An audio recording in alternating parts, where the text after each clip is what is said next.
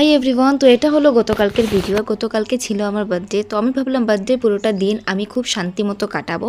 তো ঘুম থেকে উঠেই প্রচণ্ড খুশি হয়ে গেছি, কারণ গতকালকের আমাদের একটা ভিডিওতে ভালো একটা ভিউজ এসেছে এবং সাবস্ক্রাইব এসেছে। তো ঘুম থেকে উঠেই আমি প্রথমে হাত মুখ ধুয়ে খেয়ে নিলাম এক গ্লাস জল, চা আর দুটো বিস্কিট আর চিড়াবাজা নিয়ে বসে গেছি। তো আমি চিড়াবাজা সবটা খেতে পারিনি, তাই আমি ঢুকিয়ে রেখে দিয়েছি।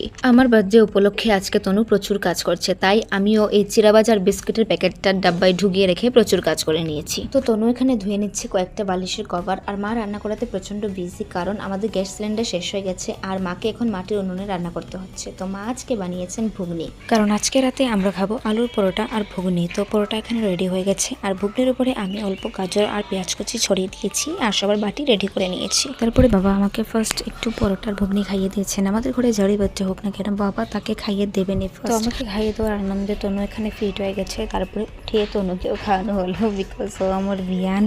তো আজকের এই বার্থডে ব্লগটা তোমাদের কীরকম লেগেছে অবশ্যই কমেন্টে জানিও। ভালো লাগলে একটা লাইক করে দিও আর চ্যানেলটাকে সাবস্ক্রাইব করে দিও। আজকে এটুকুই, টাটা।